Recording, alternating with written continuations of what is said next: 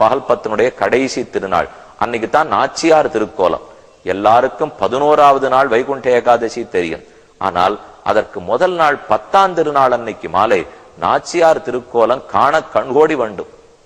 பகவானுக்கு நாச்சியார் வேஷம் இது எங்கேயானும் உண்டோ? ஸ்ரீரங்க நாச்சியார் தானே நாச்சியாராக இருக்க வேண்டும். ஒரு ஆண் பெண் வேஷம் இட்டுக் கொள்ளலாமன்னா அவருக்கு ஆசை. பெண் வேஷத்தோட காட்சி கொடுக்கணும்னு ஆசை. ஏன்னு மட்டும் சொல்றேன். பராசர பட்டர்னு எழுந்துருளி இருந்தார்னு சொன்னேன். அவர் எப்போதுமே ஸ்ரீரங்க நாச்சியார் பக்கத்துல தான் இருப்பாராம். நாம் தாயின் மடியில் ஒதுங்கினால் உறுதியாக நன்மை செய்வார். தகப்பன் மடியில் ஒதுங்கினால் கோபப்பட்டு தள்ளினாலும் தள்ளுவார். வீட்டில் இருக்கிற பிள்ளைகளுக்கே அதுதானே கதி. ஒரு தப்பு பண்ணிட்டா கூட தாயினிடத்துல விண்ணப்பித்து அப்பா வர்றதுக்குள்ள நீ பார்த்து சமாதானப்படுத்தி வை என்று கேட்பதுதானே நமக்கே வழக்கம். ஆக பராசர பட்டர் எப்போதும் ஸ்ரீரங்க நாச்சியார் பக்கம்தான் இருப்பார். பெருமானிடத்தில் செல்ல மாட்டார். பெருமானுக்கு ஒரு குறை, இவர் என்ன நம்ம பாடம் இருக்கிறார், நாச்சியாரே பாடிக்கொண்டிருக்கிறாரே, குறையில்லை, சந்தோஷம், உள்ளூர மகிழ்ச்சி. தன் நாச்சியாரை பத்தி ஒரு பிள்ளை பராசரப்பட்டு இப்படி சொல்றார், பெருமாளுக்கு மகிழ்ச்சி.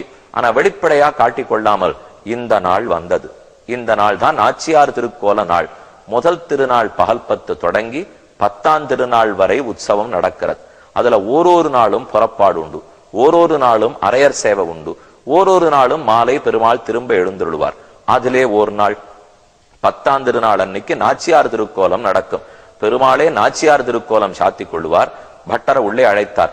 உம நாச்சியார் தான் வசத்தின்னு சொல்லுவீரே, ஸ்ரீரங்க நாச்சியாருக்கு தான் பெருமை. இன்னைக்கு பாரும், நான் எப்படி நாச்சியார் திருக்கோலத்தோட ஒரு காலை அமர்த்தி ஒரு காலை மடித்து கொண்டு ஒரு கையை ஒரு காலுக்கு மேலே வைத்துக் கொண்டு கிளி பிடித்து கொண்டு ரொம்ப ஆச்சரியமா பெருமாள் எழுந்துள்ள இருந்தார்.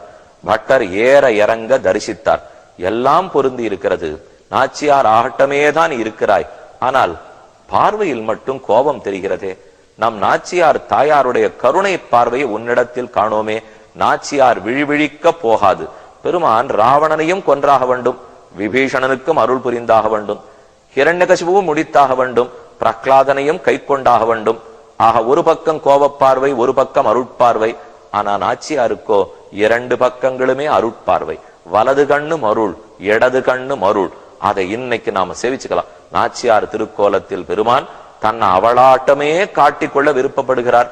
திருக்கண்கள்ல இருக்கிற கருணையை தவிர மற்ற எல்லாம் ஒரே மாதிரி தான் பெருமான் இருப்பார்.